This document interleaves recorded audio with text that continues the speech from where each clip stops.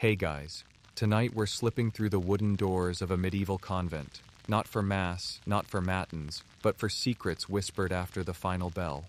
Imagine it's past midnight. The stone walls are slick with moss, the torches are nearly out, and somewhere down a cloister corridor you hear the faint scratch of quill on parchment. A nun is writing something she shouldn't be. Maybe it's a coded letter. Maybe it's a diary about a knight she's never met. You'll never know unless you follow her.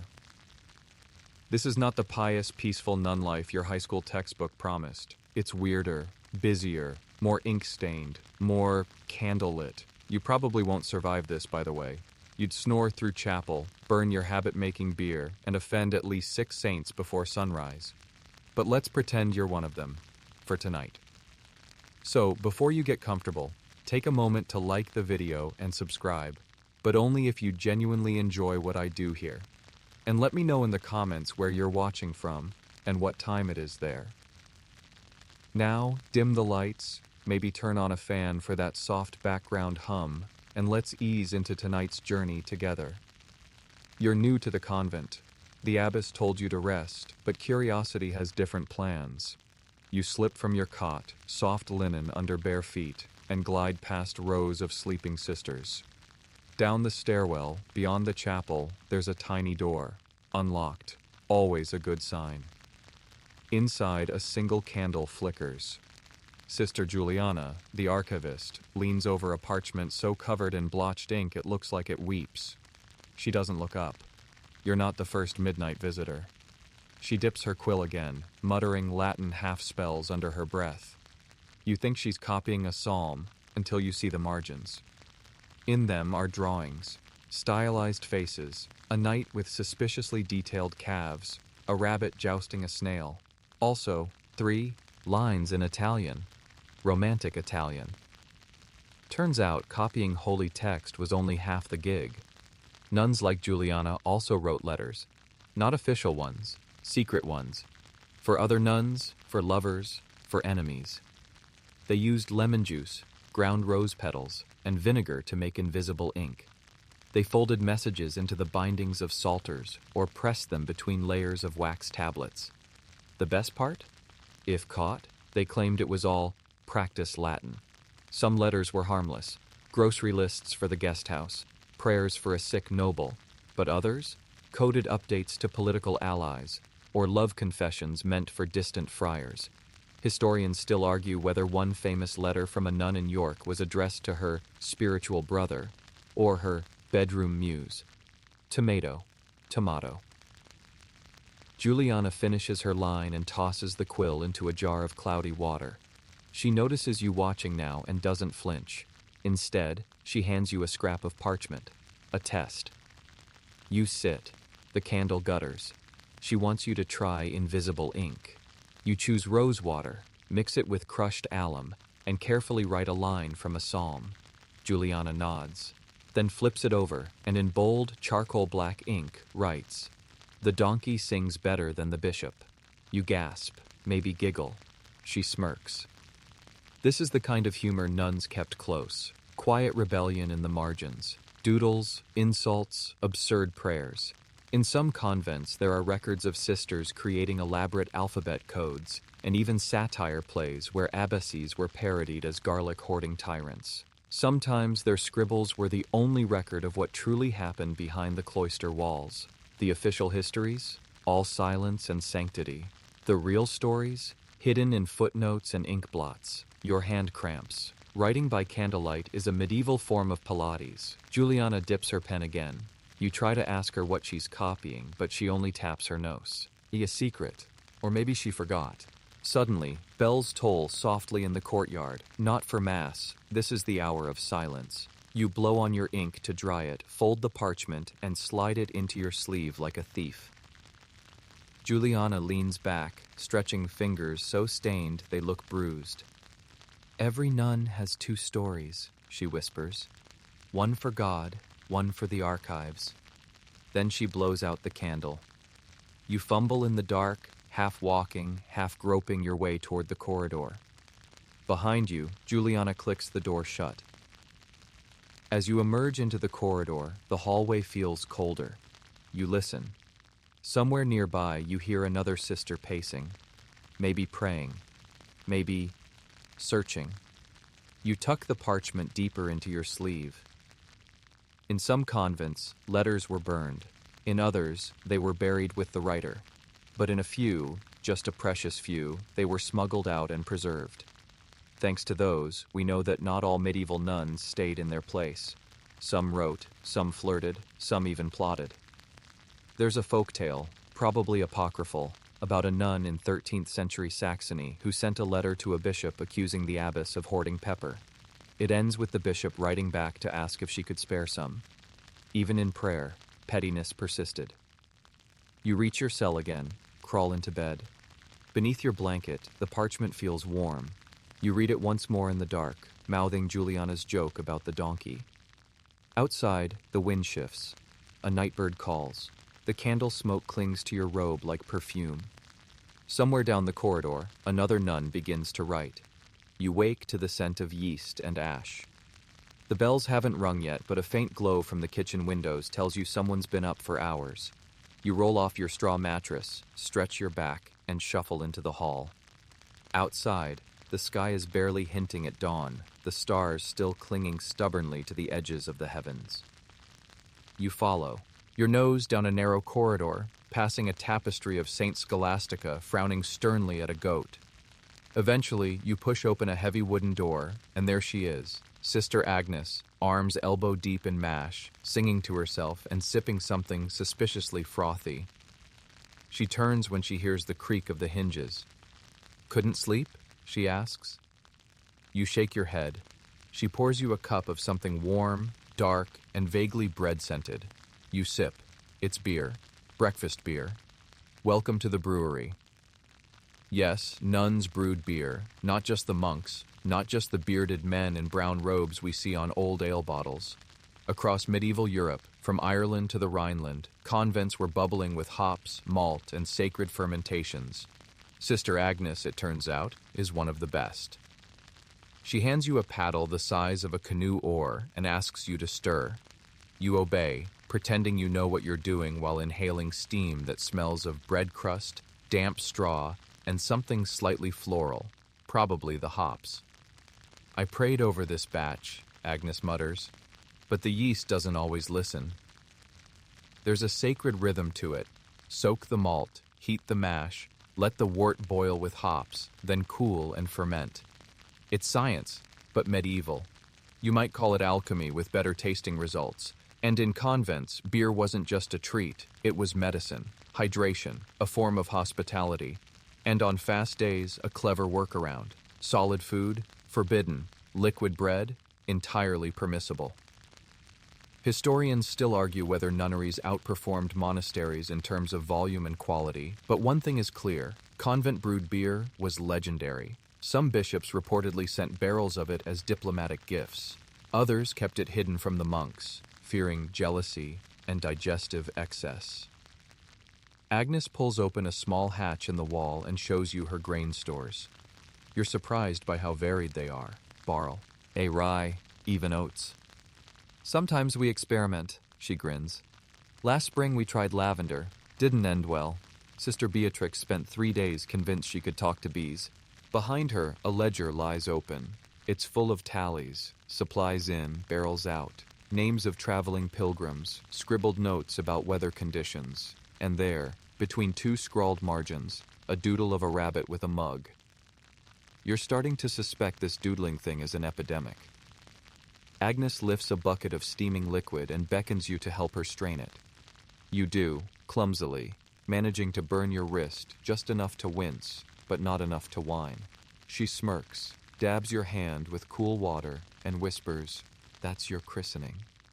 Outside, the sun finally breaks the horizon, casting gold through the slitted windows. The light strikes the copper pot just right, making it glow like an icon. There's a moment, just a moment, where you feel you're part of something ancient, holy, steamy. The convent's brewery is small but efficient. Casks are stacked like fat sleeping pigs against the far wall. Each one has a mark, some Latin, some a strange symbol, like a twisted clover or a wheel with teeth. Agnes notices your curiosity. House marks, she says, before everyone could write. Each batch gets a sign. You find the one shaped like a fish's tail. She nods. Ah, yes, the Lent batch. Stronger than it should have been. Accidentally converted 3 travelers and 1 donkey. You laugh. She doesn't. You're not sure if that's because she's joking or because she isn't.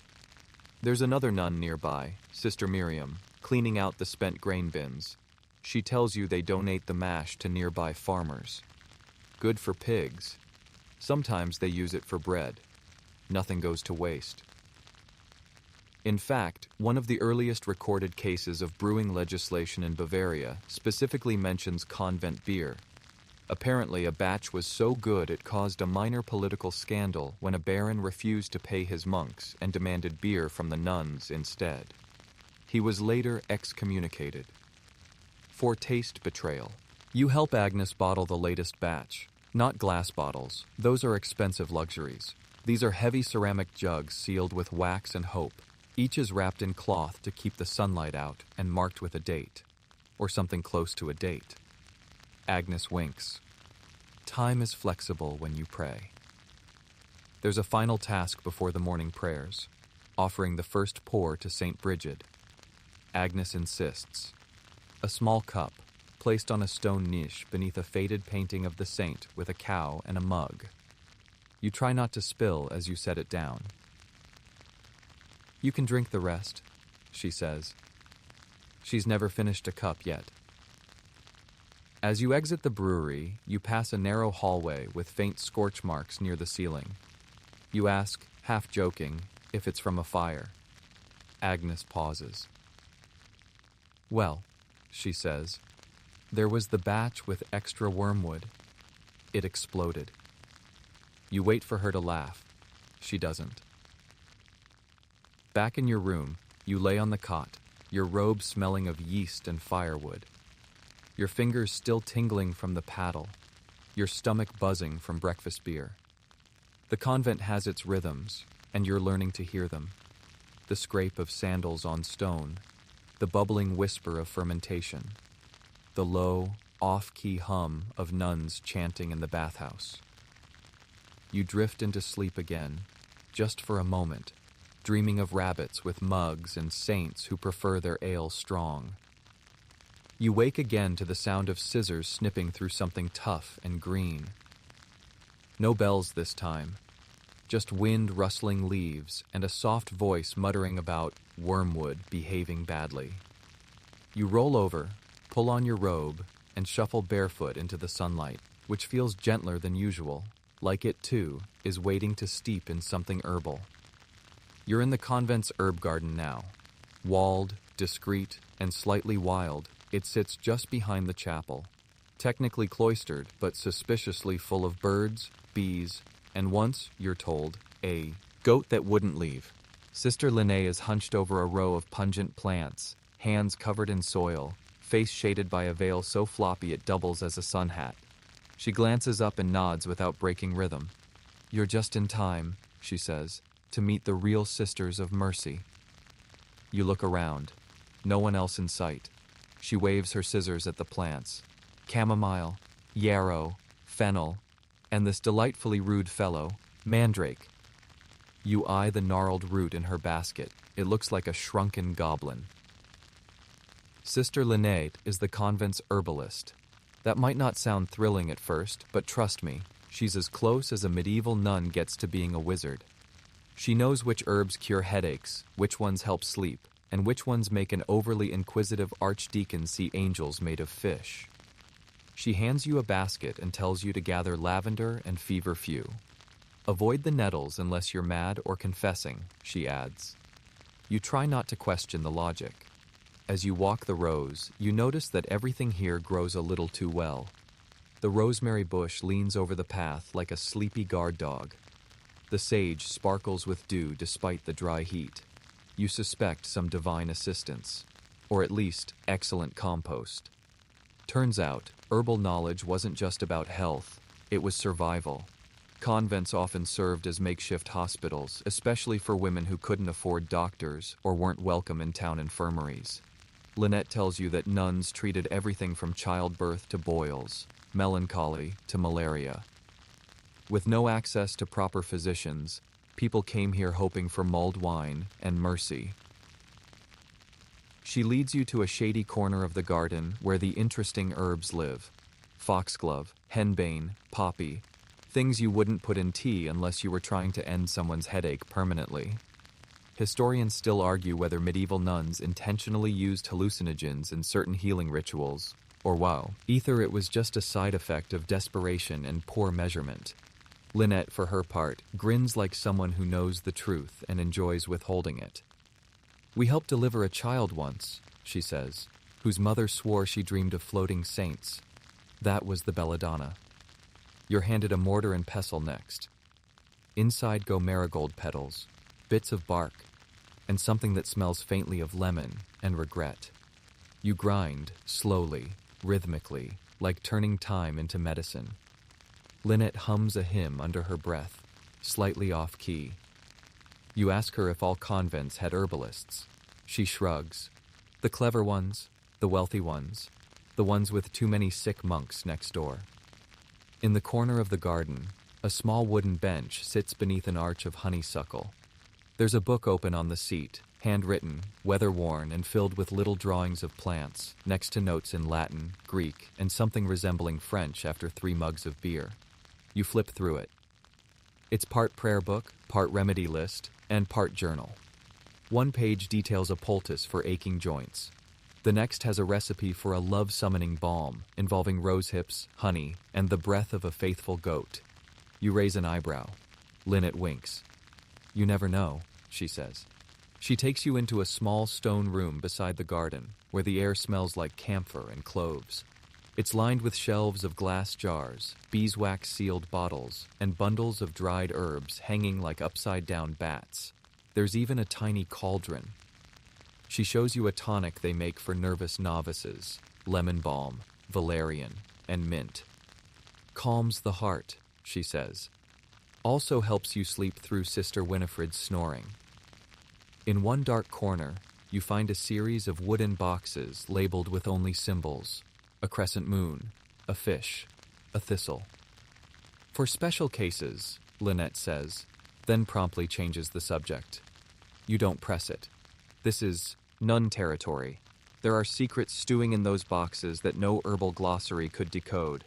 Back outside, Lynette shows you how to ask permission before harvesting, a ritual that involves whispering to the plant, thanking it, and only cutting at an angle. "It's good manners," she explains, "and it confuses the squirrels." You start to get the rhythm of it, the warmth of the sun, the cool press of earth between fingers, the bitter, pungent smells that settle in your nose and never quite leave. It's peaceful, but not quiet. Bees buzz, wind stirs leaves, and Lynette's voice floats above it all, offering tales of sisters who once cured fevers with moss and saved travelers from gangrene with garlic soaked in wine. She shows you one last plant. It's tucked behind a stone basin, nearly hidden. It's pale, almost ghostly, with petals like parchment. She won't tell you its name, only that it's for when someone has no more hope, but still a little curiosity. That night, you dream of roots and stars, of scrolls with leaf-shaped margins, of a woman in a veil, grinding something luminous in a stone bowl, singing softly as the wind carries the scent of mint and mystery. You don't wake this time. You're pulled, dragged from sleep by hurried whispers, cold air, and the sharp tug of someone unceremoniously yanking your wool blanket. You groan, try to roll over, but 2 hands are already hauling you upright. It's Sister Apollonia, tiny, fast-moving, face like an exasperated teacup. "You're needed," she hisses. "Now!" Your feet barely touch the floor before you're bundled into a cloak and hustled, through back corridors lit only by moonlight. The cold bites at your ankles. Somewhere, an owl hoots with aggressive judgment. You pass the herb garden. You pass the brewery, You pass a sleeping chicken who watches you with one eye, clearly unimpressed. Eventually you reach the side gate. It creaks open, just wide enough for two women to slip through. And then you're outside the convent. Just like that. Sister Apollonia doesn't pause. She's already halfway down a muddy lane, clutching a bundle to her chest. You rush to catch up, and that's when you hear it. A baby crying. Midwife duty. You hadn't been told this was in the job description. Keep the blanket warm, she says, thrusting a little wrapped form into your arms. And don't look the husband in the eye. He's suspicious. You don't ask questions. There's no time. The town is still asleep, the windows dark, the streets empty but for puddles and scattered hay. You reach a small house near the mill, wooden, leaning, and smelling faintly of sheep and cooked cabbage. Inside, a woman lies on a pile of worn linen, pale and shaking. A candle flickers on a low shelf. A man paces in the corner, muttering about sins and timing. He's wearing one boot. Sister Apollonia takes over like she's done this 100 times, and she probably has. You stay back, cradling the baby, who is now asleep and gurgling like a tiny old man dreaming about soup. Midwifery was a hidden thread in many convents, an unofficial role, uncelebrated, and quietly necessary. When women couldn't afford the town's healer, or when shame wrapped the pregnancy in silence, they came here, to the nuns. Historians still argue how often nuns delivered children, and whether some of them defied the cloister rules outright by becoming unofficial doctors. What's clear, though, is that many convents kept detailed birthing records, coded, of course, with notes on mothers, remedies used, and sometimes the father's unusual absence. Apollonia works swiftly, efficiently. She gives the mother a cordial of fennel and anise, checks the linen, adjusts the blanket. You, meanwhile, are gently instructed to keep the baby facing away from scandal. At some point, the pacing husband disappears. You ask where he went. Apollonia doesn't heavy, and look up. To get the parish priest, or a beer, whichever's closer. The birth goes smoothly, or at least it seems to. The mother whispers a name. The baby stirs. A scrap of cloth is handed to you to clean his face. The whole scene unfolds like something sacred and secret, and entirely ordinary. Then Apollonia does something strange. She wraps the baby tightly again. Then she dips her fingers in a small wooden bowl near the bed, salt and ashes, and touches the baby's forehead. Not a blessing. Not quite. Something older. She catches your gaze. It's tradition, she murmurs. So the spirits know he's claimed. Spirits, in a nun's vocabulary. You file that one away for later. When the mother finally sleeps and the house is quiet, Apollonia scribbles a note on a torn bit of parchment. It's not addressed to anyone in particular, just a few initials, a time, a coded phrase about two birds nesting in winter. You ask what it means. She tucks it away and simply says, "Sometimes the bishop doesn't need to know everything." You begin the walk back at dawn. The baby stays behind, of course. His mother holds him with a softness that hushes everything around her, even the suspicious husband, who returns smelling faintly of barley and confession. The road back is slippery with frost. Apollonia walks slower now. She's tired, and she lets it show. "This wasn't supposed to be our job," she finally says, "but someone had to do it, and we were already listening." You pass a shrine tucked into the base of an old oak, Mary and Child, carved in weathered stone. Apollonia stops to nod at it, just once, then keeps moving. By the time you re-enter the convent through the side gate, the bells are ringing for lauds. You smell the faint echo of breakfast bread. The world has reset itself, as if none of it happened. But you know better. In your sleeve is a second note, Apollonia pressed into your hand without a word. It says only, "If the next one is A's, girl, bring more fennel." You don't know whether to laugh or cry. You do neither. You slip back into your room, now warm with morning light. A pot of tea has been left by your door. You sip it slowly, hands still shaking, body aching in a way that isn't quite pain. Outside your window, Sister Winifred scolds a chicken. Life, as always, continues. But somewhere in town, a mother whispers her child's name for the 100th time, and maybe, just maybe, says a prayer for the nun who came at midnight and didn't ask any questions. The chicken is still staring at you. You don't know why. Maybe it knows too much. Maybe you smell like fennel and midnight secrets.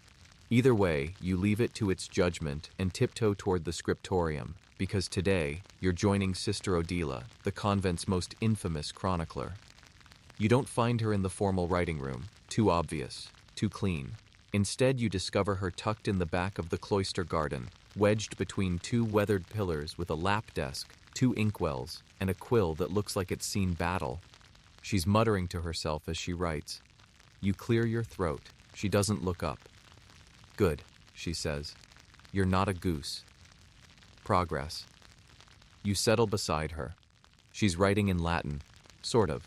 It's definitely Latin-shaped, but here and there are odd phrases in Old French, a bit of Italian, and...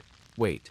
Yes, that is a very modern-sounding note about Brother Emile's ridiculous beard choices. Turns out, Sister Odila is the official chronicler of the convent. That means she writes the daily happenings, prayers, saints' days, and all the big events, officially. But unofficially, oh, you're in for a treat. She flips back a few pages to show you yesterday's entry.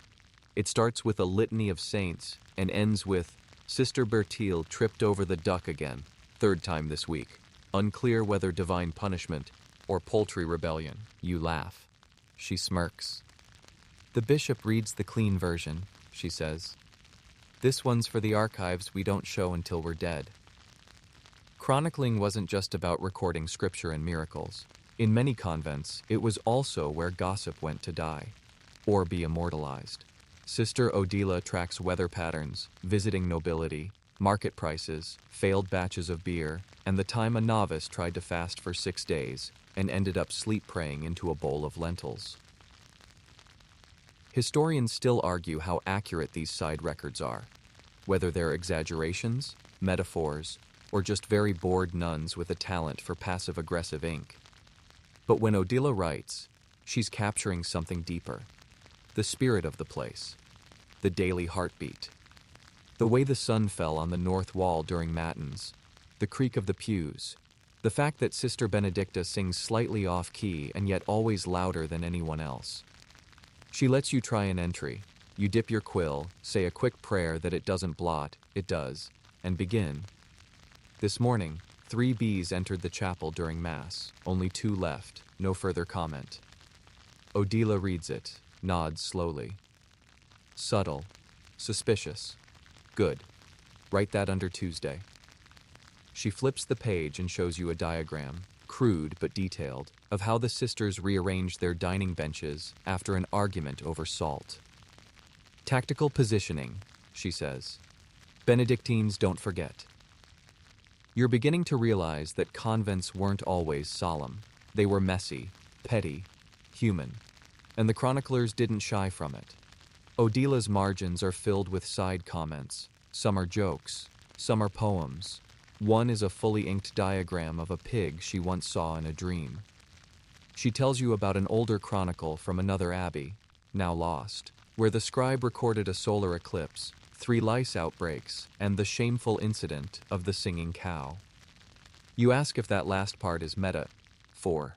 She shakes her head gravely. The cow was quite literal, and rather talented. You help her sharpen her quills. She keeps them in a bundle tied with red thread and insists each one has a personality. You are warned not to use biter. He draws blood. After lunch, you follow Odila to the library, a misnomer. It's a damp, book-scented room with 3 full shelves and a 4th that's currently housing a napping cat. She pulls a volume from the bottom shelf, a leather-bound monster with cracked corners and a wax seal. Not for the bishop, she whispers. Inside is an alternate version of the convent's history, one written across decades by many hands. You see different inks, different scripts, some neat, some furious. One page has been rewritten 3 times, with increasingly frustrated comments about Brother Martin's traveling sermons and how he always misquotes Augustine. There are whole sections about feasts that ran out of cheese, mysterious thefts of soap, and debates about whether owls are omens or just rude birds. You find a drawing of a nun wearing a crown made of turnips. Odila snorts. That's Sister Sabina. She lost a bet. You copy a few entries, your script slow and deliberate. Your fingers ache by the 3rd line. Medieval chronicling is not for the weak-wristed. Odila watches you carefully, then suddenly reaches over and smudges your ink with her sleeve. Now it's authentic, she says. You return to the cloister just as the sun begins to tilt golden over the courtyard. Odila packs up her lap desk, tucks her papers under one arm, and heads toward evening prayer. As she disappears through the stone archway, she calls back without turning. Write what you see, even if it's ridiculous. You sit on the edge of the fountain. The wind lifts a leaf across the water. Somewhere nearby, Sister Bertil shouts something about the duck again. You smile. Because you already know how that entry starts. You've just settled into a bench near the chapel, still replaying Sister Odila's commentary on duck-related divine interventions, when you hear music, soft, drifting, ethereal. Not the usual plain song that rolls through the convent like mist, but something sharper, quicker, with an urgency that's out of place for this hour. Curious, you follow the sound down the side aisle, past the reliquary case and under the watching gaze of a stone angel whose wings are suspiciously chipped. At the far end of the corridor is a half-open wooden door. Beyond it, the choir loft. Inside, bathed in late afternoon light from a small, round window, sits Sister Magdalena. She's singing. But more importantly, she's also writing something, not music. You step closer. Her hand darts quickly across the parchment in front of her, then slips it under a pile of hymnals. She notices you, of course, but says nothing, just nods at the stool beside her, the universal nun invitation for, you can stay, but don't ask dumb questions. You sit. Magdalena resumes singing, voice steady, clear, and just a little too perfect. It takes you a moment to realize that while the other sisters were trained to chant, she sings like someone who could take requests. She pauses mid-line, leans close. Listen carefully, she whispers. You do, and suddenly you hear it, a hidden rhythm in the phrasing, the way certain syllables are drawn out, others shortened. It's not just music, it's code. You're sending messages in chant, you whisper back. She smiles. Yes, Sister Magdalena is a singer, but she's also a spy. Not the dagger hiding in her bodice kind, no dramatic confessions or rooftop chases. This is the quiet espionage of parchment slips, coded verses, and melodies laced with meaning. You watch as she picks up a new sheet and starts composing a responsory. It's beautiful. It's holy. It's also, suspiciously, directed at those who wander south by the rose path with letters hidden in their sleeves. Right. She slides you a slip of parchment. On it, Latin verse, innocuous at first glance, but beneath each capital letter, a faint mark, dots, lines, a crude cipher. Rome listens, she says, but not always directly. You stare at her. Are you saying the church uses choirs for spycraft? She shrugs. Better than pigeons. Historians still debate how involved convents were in actual political communication networks. Some say it's exaggerated, the romanticized invention of later generations. Others point to a paper trail of nuns with suspicious travel permissions, unexpected transfers, and mysteriously funded chapels. One convent in Provence even had a secret door behind its chapel, leading into a tunnel supposedly used to smuggle messages to the papal court. Magdalena doesn't confirm anything, but she does show you her codebook. It's disguised as a liturgical calendar. Inside, feast days are circled or underlined in seemingly arbitrary ways. Notes about hymn tempo are actually timing cues for delivery. There's even a color system: red for danger, blue for silence, green for send wine. You ask how often she sends messages. Only when necessary, she says, then adds, so, weekly. She teaches you a basic cipher, shift letters, disguise vowels, keep it vague. Enough to alert, she explains, not enough to convict. You try writing a line. It reads like a hymn, but if you know the key, it says, Brother Erwan is hoarding ink, again. You're starting to see why espionage was safer with nuns than nobles. No one suspects the woman singing about eternal light to also be warning about that one monk who never returns books. The wind picks up outside, rattling a stained glass pane. Magdalena closes the window with practiced grace.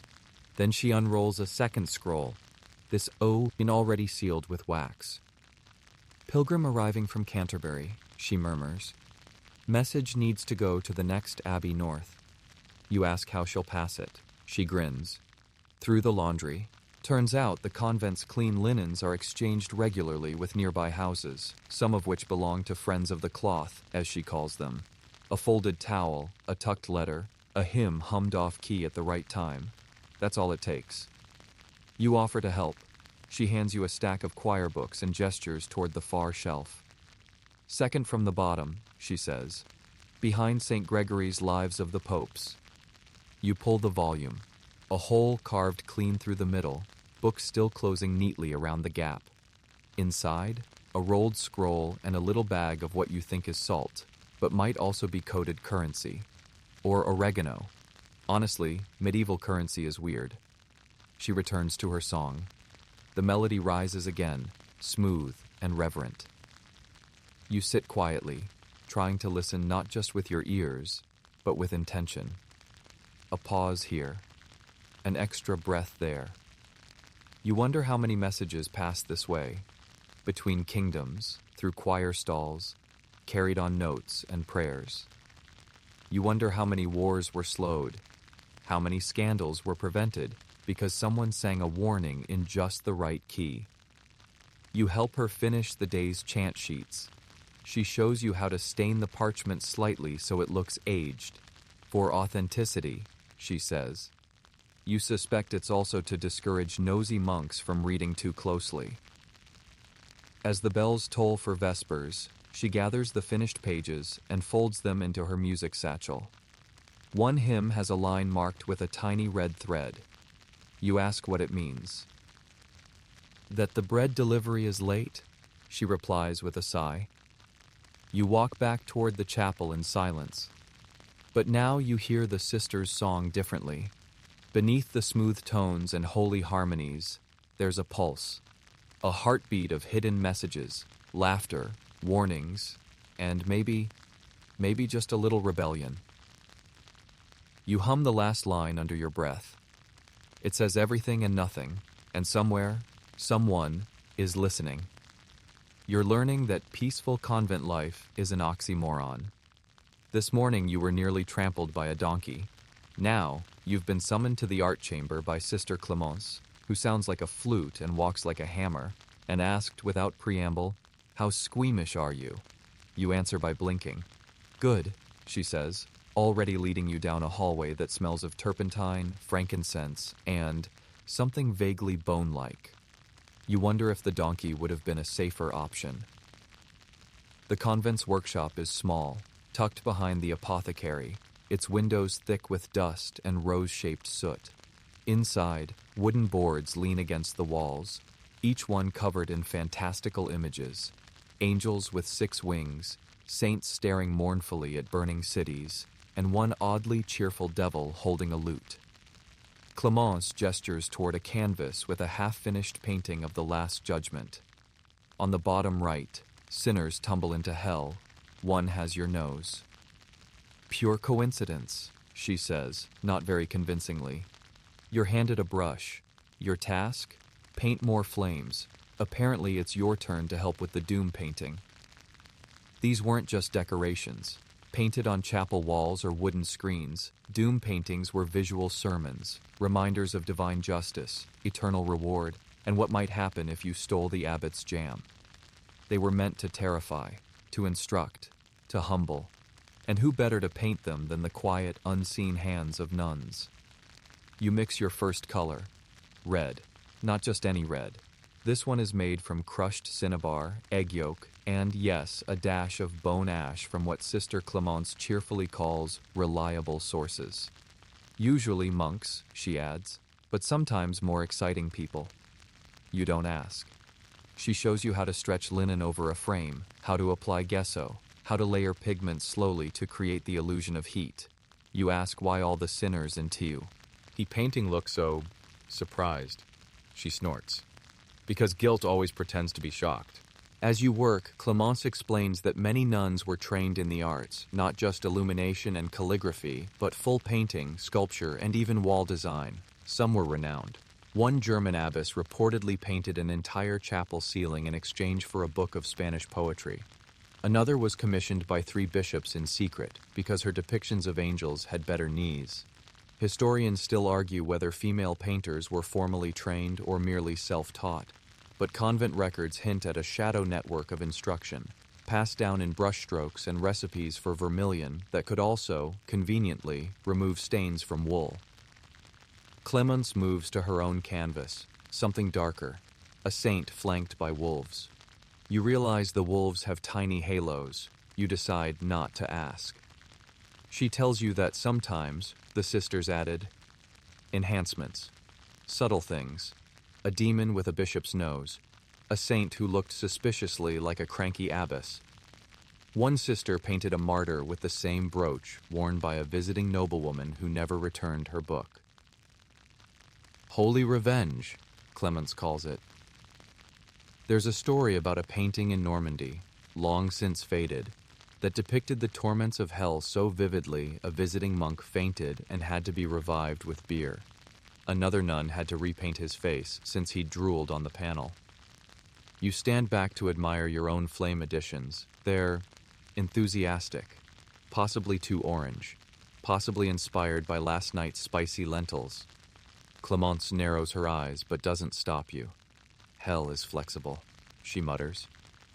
In the back corner of the room is a table covered in broken things, shattered statues, scorched icons, and a severed saintly hand from a figurine that once blessed the infirmary. Clemence gestures to it. The relic restoration table, she says. Don't knock anything over. Some of these still get venerated. You edge away slowly. Oh, in another shelf are the raw materials of art. Jars of pigment made from ground minerals, flowers, insects, and other less friendly sources. You find one labeled Mummy Brown. You raise an eyebrow. Clemence shrugs. Don't worry, it's symbolic, Mummy. Right. There's a kind of peace in the chaos of it. The clink of brushes in jars. The low murmur of a chant drifting in from the chapel. The way Clemence hums to herself, half hymn, half sarcasm. You start to notice the strange duality in the work. You're painting scenes of suffering, flames, sinners falling headfirst into pits of demons and poorly tuned bagpipes. But there's a grace in it, a softness in the brushwork, a gentle reverence for the absurdity of divine judgment. One sinner, you notice, is falling while clinging to a sausage. You don't know if it's theological or personal. Clemence calls it theater for the soul. You call it terrifying, yet strangely cozy. As the daylight fades, she lights a beeswax candle, harvested by the convent's very own beekeeping sisters naturally, and examines your work. She nods. You're better than Brother Ivo. He painted a fish instead of a flame once. You thank her. She snorts. Don't. Before you leave, she hands you a small piece of wood with a tiny painting of Saint Apollonia on it, patroness of dentistry, holding her famous pliers. In this version, she's smiling just a little too much. For nightmares, Clemence says, or inspiration. You step into the hallway, the scent of paint clinging to your sleeves. Your hands are stained red, your thoughts stained stranger. As you walk past the chapel, you glance up at the older paintings above the altar. You could swear one of the sinners has Clemence's nose. You know something's wrong the moment you open the storeroom. It isn't the usual wrong, like spoiled grain or a sleepy novice locked in by accident. No, this is so, me thing older, heavier. The air feels thick, sacred, or possibly sacrilegious. And then you smell it. A mix of incense, lavender, and wax polish. You step inside. The door shuts behind you with a click. Welcome to the convent's relic chamber, where sacred meets suspicious and nothing is ever just a bone. You didn't mean to come here. You were looking for the basket of turnips Sister Winifred keeps misplacing, but instead you've stumbled into a candlelit room lined with wooden cabinets, velvet boxes, and one disturbingly lifelike wax head wearing a halo made from spoons. Standing at the far wall, calmly dusting what appears to be a finger wrapped in gold wire, is Sister Bertile. She looks up. Looking for the jawbone? You blink. It's behind St. Wilgefortis's beard. You blink again. She sighs and gestures you over. You might as well help. We're reorganizing. You step forward carefully, trying not to disturb the intricate tower of reliquaries perched on the center table. One tilts slightly as you pass, a silver foot filled with something rattling. Bertile catches it, rolls her eyes, and steadies it with a small sandbag. Pilgrims like drama, she explains. So we stack. The room is filled with relics, bones, cloth scraps, bits of hair, teeth, one extremely suspicious feather labeled possibly Archangel, no confirmed source. Some are real, probably. Others are less so. Sister Bertile doesn't seem bothered either way. Faith works better when it's vague, she mutters, dusting a tiny shoe said to belong to St. Gertrude of Nivelles.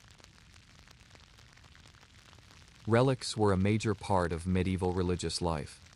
Pieces of saints, slivers of the true cross, drops of holy water that suspiciously resembled wine. These objects drew pilgrims, brought prestige, and in some cases, paid the bills. Convents had their share, often sent from wealthier abbeys or gifted by grateful noblewomen. But they also had additions. Not all of these were officially approved, Bertile says, gesturing to a box labeled unsure. Inside is a waltz, nutshell, a stone shaped like a foot, and a vial of what might be powdered cheese. You pick up a small reliquary shaped like a chicken. This can't be real, you whisper. She shrugs. Some say it's Saint Scholastica's pet. Others say it's a metaphor. Do you think it's a metaphor? I think it's hollow. You set it down very gently. Historians still argue how seriously nuns took these collections. Some letters suggest intense veneration and ceremony. Others read like receipts for glorified souvenir swaps. One record from a Flemish abbey lists a relic as piece of St. Catherine's finger or very small sausage, origin debated. You ask Bertile why the beard is locked in a glass case. St. Wilgefortis, she says, was martyred for refusing marriage, grew a beard to become unmarriageable. Now she protects women from unwanted suitors and poorly written marriage contracts. You lean closer. The beard looks bristly, suspiciously intact. Is it real? You whisper. Bertile smirks. It's certainly convincing. She lets you help polish a few cases, safely non-crumbly ones, thank goodness. As you work, she tells you stories. Not the sanitized hagiographies, but the convent versions. Saints who wept wine, cloaks that bled salt, an eyeball that rolled uphill during a thunderstorm. These relics remind us, she says, that holiness isn't always tidy. Behind one cabinet, she reveals a locked drawer. Inside is a velvet pouch. She opens it with reverence and shows you what looks like a dried fig. Heart of Saint Euphemia, she says, or just a very blessed snack. Do we display it? Only during pestilence, or when visitors ask too many questions. You ask what the oddest relic is. Without hesitation, she points to a wooden comb carved intricately with symbols. Said to tame demons, she says, or bad hair days, possibly both. By the corner window is a tall case containing robes, veils, and one sandal with a burn mark. These belong to the prioress who once banished a poltergeist with a loaf of bread, Bertil says. Very underrated form of exorcism. Relic custodianship, it turns out, is part preservation, part storytelling, and part theatrical flair. Bertil doesn't fake anything, but she also doesn't ask too many questions. She keeps the saints in their boxes, the keys around her neck, and the wild stories close to her heart. As the sun lowers, she invites you to help with the candles. The wax must be trimmed precisely, wicks adjusted, the reliquaries lit just so, to catch the glow and make the gold glimmer. There's a mood to curate, she says, and saints are very picky. One candle flares too brightly, catches a shadow just right, and suddenly the wax head looks like it's whispering. You jump. Bertil laughs. She does that sometimes. You finish just as the bells call for supper. Bertil locks the cabinets, murmurs a short prayer, and blows out the central flame. As you exit, she presses something into your hand. A tiny vial. For headaches, she says, or very boring sermons. You nod slowly. The chicken stares as you leave, and just before the door shuts, you hear a faint cluck behind you. You do not turn around. You can hear them before you see them. A low, steady hum, more like chanting than conversation, rides the wind as you follow the path behind the convent's south wing. It's the kind of sound that buzzes in your bones, both soothing and slightly unsettling, like someone's praying to the weather. You round a corner, duck beneath a sagging archway heavy with ivy, and suddenly you're there. In the bee cloister. It's not a metaphor. It's literally a long rectangular garden surrounded by stone walls with neat rows of flowering plants, lavender, borage, thyme, wild rose, and dozens of squat wicker hives, each humming with life. Above it all, perched like a queen surveying her buzzing court, stands Sister Seba. Veil pushed back, sleeves rolled up and covered head to toe in bees. You try not to scream. She turns to you slowly, as if accustomed to spooking novices into next week. You're early, she says. Good. You swallow your fear, offer a shaky smile, and take the empty basket she thrusts into your hands. Today, you're helping harvest blessed wax. Beeswax was a staple of medieval convent life. Candles for altars, sealants for reliquaries, balms for healing salves. The church even had rules about it, only pure beeswax for holy spaces, nothing adulterated. And because wax was expensive, any convent that kept its own hives had both independence and power. Sister Seba walks you through the rows, pointing out which hives are moody, which are mournful, and which are probably possessed. You make mental notes. She teaches you how to approach a hive gently, smoke it with dried herbs, lavender and sage, not just straw, and lift the combs without inciting apocalyptic stings. You ask if she's ever been badly stung. Only by men, she says flatly, then winks. As you begin the harvest, you notice small charms hanging from some of the hives, carved wooden crosses, knotted bits of blue thread, a tiny bell. For blessings, Seba explains, and for listening. Bees don't like secrets. You blink. The bees listen. Oh yes, she says. That's why we tell them everything. She gestures to a nearby hive and begins whispering, gently, like someone telling a bedtime story. She's informing them, you realize, of a recent death in the village. A child, from fever. The bees must be told. It's an old tradition, bee-telling, or telling the bees. Some believed it kept the hives from dying of grief. Others said it was how prayers traveled through the air. Either way, Sister Seba takes it seriously. She even recites poetry to them sometimes.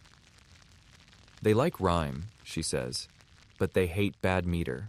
You help carry the wax-filled combs to a small stone outbuilding where the air smells like sugar and smoke. Here, the wax is melted down, strained through cloth, and poured into molds. Some are standard cylinders, others shaped like saints. You accidentally create a slightly slumped St. Peter with a crooked halo. She lets it pass.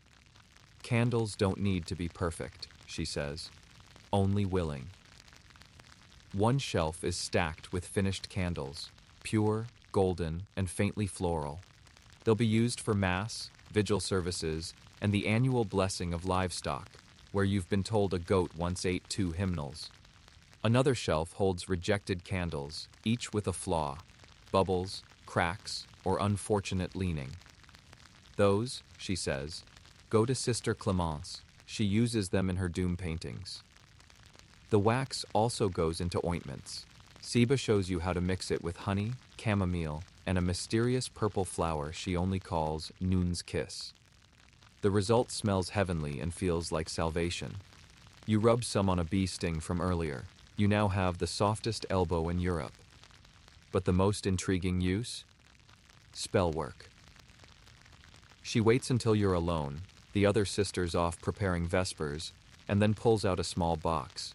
Inside are tiny wax figures, nuns, monks, birds, a horse, a very guilty-looking rat. Beeswax remembers, she murmurs.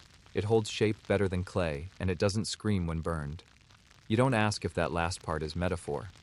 Turns out, some nuns used wax in devotional art. Others used it to make prayer dolls, symbolic offerings left at shrines or tucked into the folds of altars. But there are older uses too. Poppets, protective charms, sympathetic figures meant to absorb illness or fear. She shows you one meant to keep nightmares away. It has a face like yours. Just in case, she says with a shrug. Historians still debate whether these wax figurines were suit, superstition, medicine, or a quiet continuation of pre-Christian folk practices. Seba just calls it practical. At one point, you notice a large beeswax tablet carved with symbols. She runs her fingers over it. That's not for lighting, she says. That's for remembering. You press her, gently. She only offers this. When we can't write it down, we pour it into wax. By the time the bells ring, your arms are sticky, your hair smells like smoke and thyme, and you've developed a strange affection for a hive labeled Bridget No. 3. Before you leave, Seba hands you a small, lumpy candle in the shape of a bear. For your dreams, she says. Keep it by your bed. You thank her, but she's already back with the bees, whispering again, voice softer than prayer. As you walk away, you realize something. In this convent, secrets don't disappear. They're whispered to bees, melted into wax, lit softly in the dark. You're getting used to strange assignments by now. So when Sister Tekla quietly hands you a psalter with suspiciously thick pages and says, "Don't read too closely unless you're prepared to blush," you simply nod, tuck it under your arm, and follow her into the quieter wing of the convent, the one they refer to, with no irony, as the Whisper Gallery. You soon learn why. Every step you take echoes. Every shuffle, every breath, every startled gasp at the fresco of St. Jerome cuddling a lion. All of it bounces right back at you, louder, more dramatic. You suspect this is intentional, a place for prayers to be heard by heaven. Or perhaps just a very early medieval intercom system. Sister Tekla walks you past the usual psalm-copying desks and down a side corridor into a tucked-away scriptorium. This one doesn't have holy texts or chant sheets. This one has romances, and not the chaste kind. She places the psalter on the table, opens it, and reveals a hidden folio slipped between the glued pages. Inside, flowing script, gold embellishments, and an illustration of a knight, shirt half open, dramatically weeping near a rosebush. The rosebush is also weeping. You have discovered the convent's secret stash of courtly love stories, written by nuns. Yes, written. You look up at Tekla. She's smirking. They say nuns should only copy, she says, but nobody ever said we couldn't improve. The tradition of nuns acting as scribes is well documented. They preserved hymns, saints' lives, sermons, and medicinal texts. But what gets less press, unsurprisingly, is that some also penned their own stories. tales of wandering knights, tragic maidens, magical islands, and yes, steamy glances exchanged across candlelit chapels. You pick up another parchment. This one features a sorceress disguised as a novice, a falcon with emotional issues, and a duel that somehow ends in both marriage and excommunication. You're hooked. Tekla shows you their code system. Most of these manuscripts are written under pseudonyms. Sister A, The Veiled Heart, Quill of the East Window. Some are collaborative. A few have edits in red ink that look frustrated. That's Magdalena's handwriting, Tekla sighs. She thinks all characters should pray more and pine less. There's a debate, apparently, over whether one recurring knight, Sir Leonis, is a paragon of virtue or just incredibly good-looking. You read a scene where he lifts a wheel of cheese to save a crying orphan. Tekla rolls her eyes. That was added during Lent. We were all hungry. The room has a small chest in the corner, locked with a key shaped like a harp. Inside are the strong drafts. Tekla won't open it. Not until you've proven you can handle euphemisms about chalices. You spend the afternoon helping her carefully recopy a story about a brave noblewoman disguised as a monk who rescues a princess from a tower guarded by talking bees.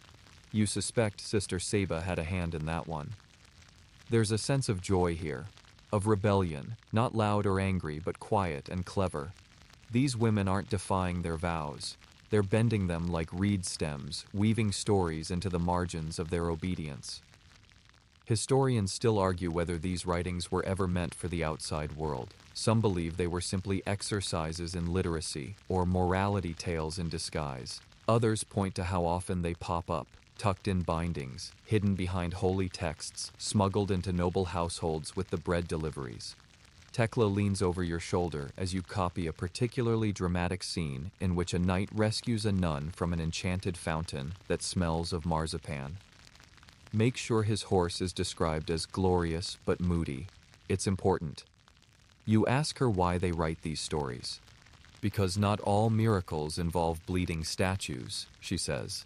Sometimes, a miracle is a woman escaping her fate on the back of a metaphorical horse. The candle gutters as the sun begins to set. Tekla carefully hides the parchments again, back inside the false psalter, behind the glued binding. You're told to return it to the Abbey's overflow shelf, which you now know is a treasure chest of contraband tales and questionable poetry. Before you leave, she presses a slip of parchment into your hand. You read it later. It says, "When the abbess was young, she wrote of knights with thighs like stone. Now she scolds us for romance, but keeps Sir Leonis for her own." You suspect this isn't entirely fiction. Back in your room, you sit by the window, the air soft and violet with dusk. You open a psalter, not the psalter, just a normal one, and find yourself half listening to the wind, airing if it too carries fragments of stories long hidden. Not all prayers are whispered to God. Some are scribbled on parchment, buried in bindings, and left for future hands, yours now, to rediscover, one moody horse at a time. It's raining today. Not the gentle, romantic kind of rain, the kind that's good for bees and dramatic monologues, but the loud, soaking kind that seeps into your shoes and makes every wooden surface just slightly damp. You tiptoe through puddles and under dripping arches until you reach the convent's front wing. You're not here for mass, or art, or bees. You're here to help run a medieval nun hostel. You didn't know convents had these. You imagined sealed gates, iron silence, spiritual intensity. But turns out, many convents ran guest houses for travelers, pilgrims, merchants, distant relatives, minor nobles, and once, according to Sister Benedicta, a chicken thief pretending to be a hermit. Today, you'll help the sisters tend to these guests. And by tend, they mostly mean keep things from catching fire. Sister Benedicta meets you at the outer gate.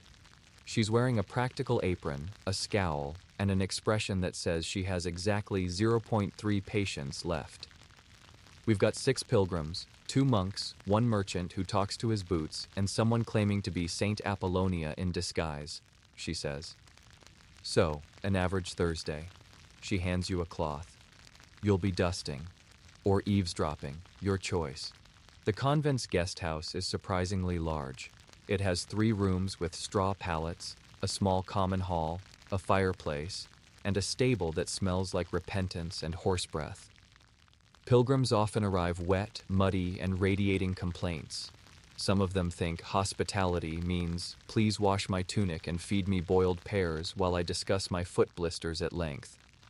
You follow Sister Benedicta through the main hall, where she offers guests watered wine and dry bread with the deadpan flair of someone who's been doing this for 30 years and still isn't sure if hospitality is a virtue or a curse. A monk sneezes into his soup. "Bless you," she says. "Now eat quieter." You help prepare the guest table. The food is simple: barley porridge, cold beans, and the aforementioned boiled pears. Sister Benedicta mutters that the last batch of pilgrims drank all the wine and tried to sneak a relic under their cloaks.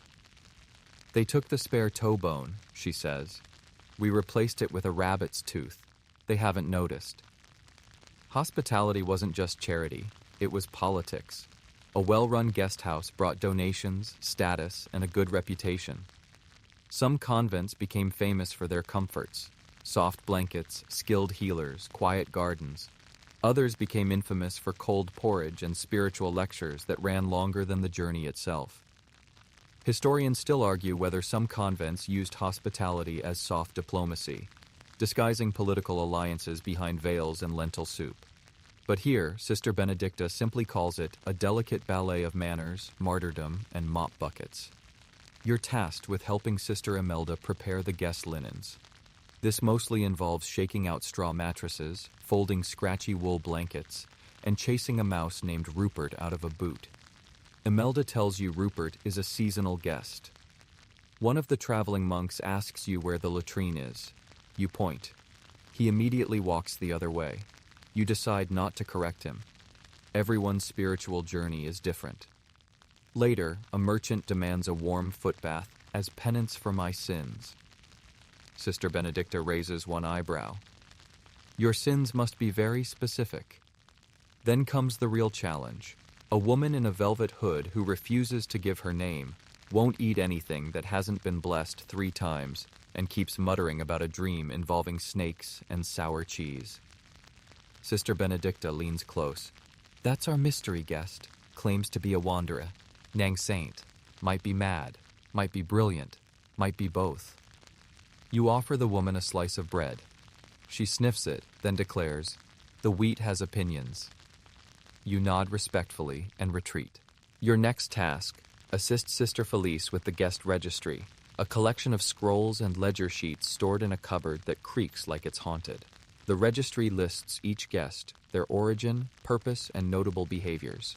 You find entries like Father Gerald, pilgrim, snores like thunder, polite otherwise. Lady Bess, fasting retreat, ate 2 eels and denied everything. Unknown knight, paid with carved stone, possibly cursed. You start adding today's guests. Brother Henri complains about rain, eyes suspiciously red, may be allergic to sermons. Velvet woman, refuses to sit, knows Latin, keeps asking if we've seen her twin. Sister Felice shows you the old entries from a decade ago. Some names return every year. Some were never seen again. Some are written in odd ink, smudged, rushed, or upside down. One entry just says, "Do not admit again," and is surrounded by thorns drawn in red.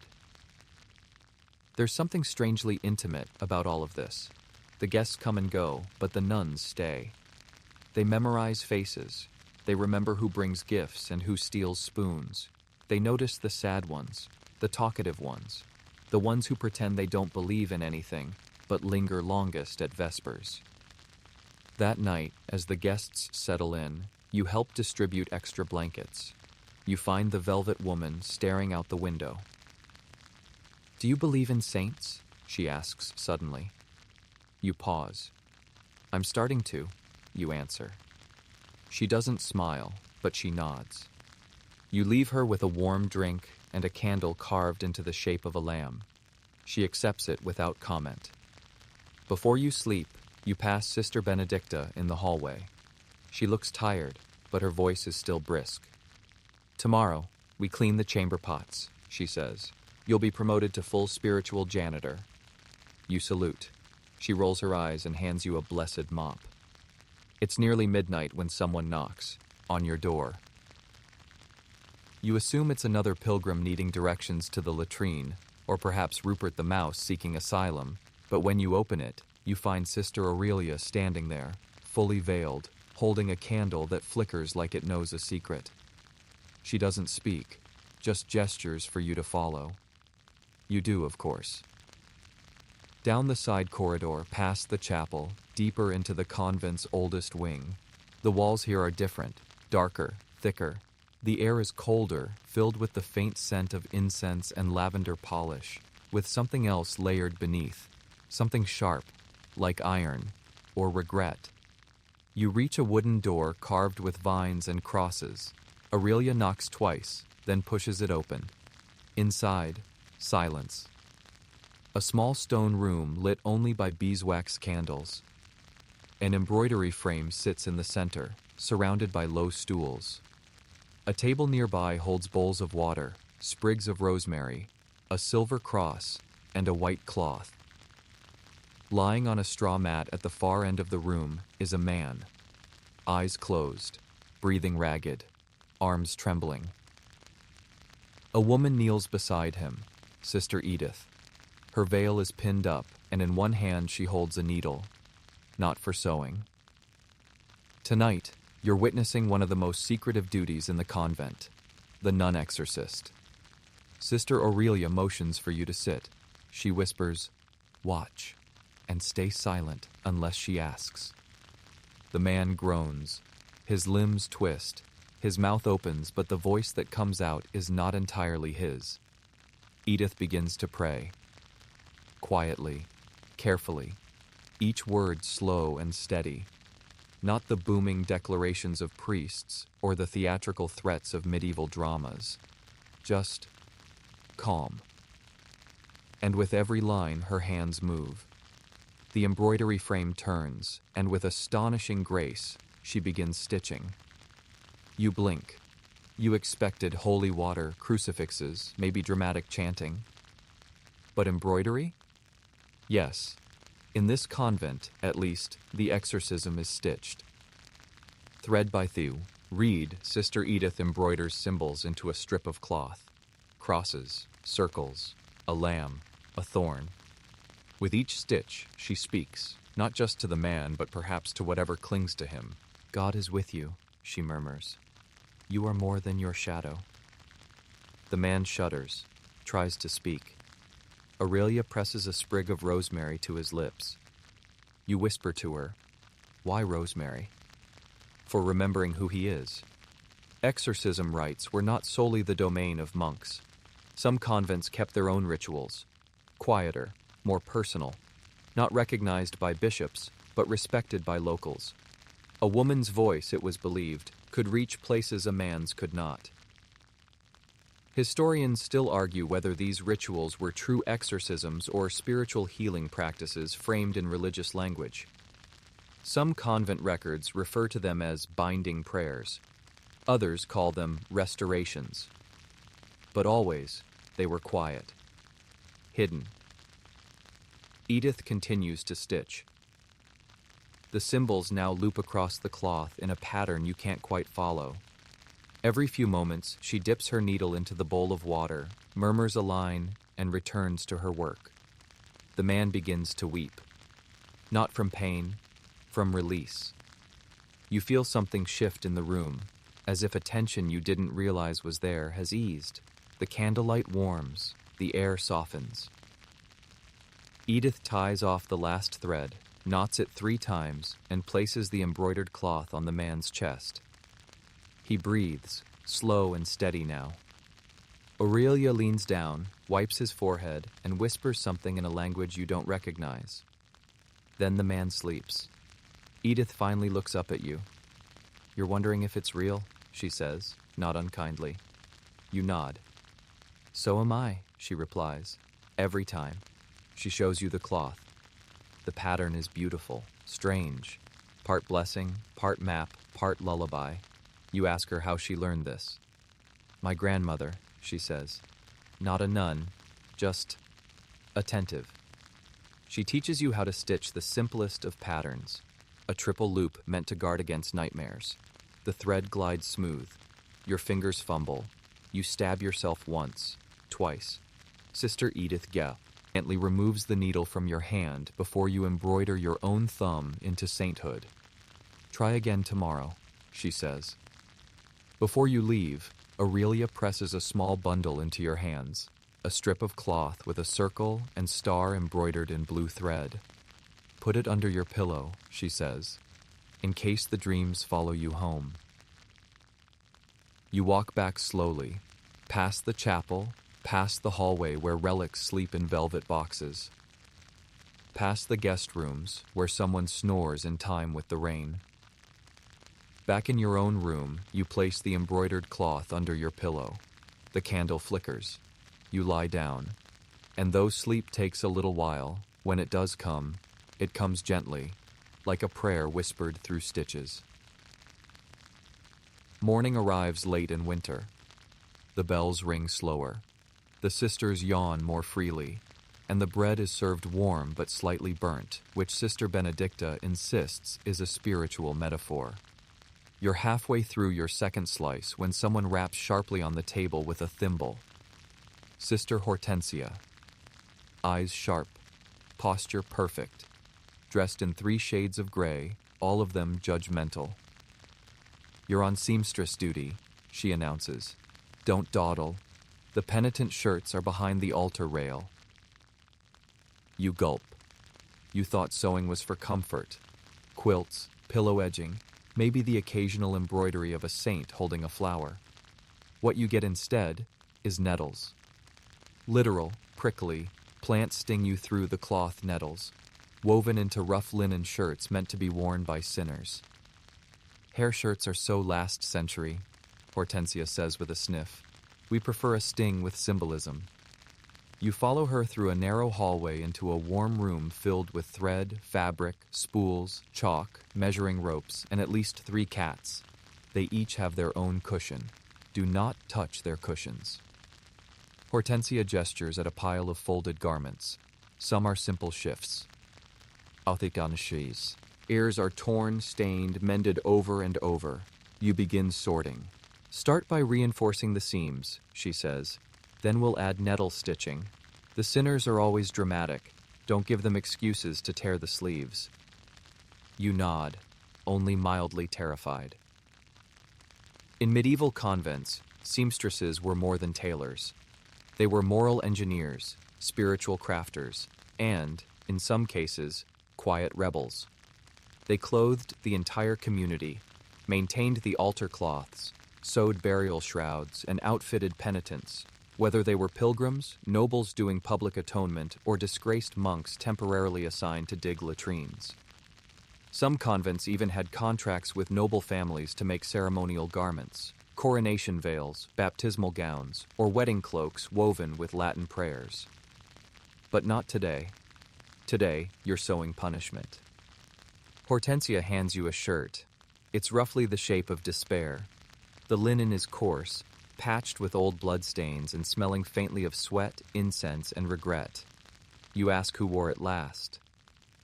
Someone who confessed too late, she says, but not too late to pay in itches. She shows you how to thread the nettles, dried, softened only slightly, then sewn into key contact areas: collar, underarms, wrists. It's not enough to wound, just enough to irritate, to remind. Like guilt, she says. Always buzzing, never fatal.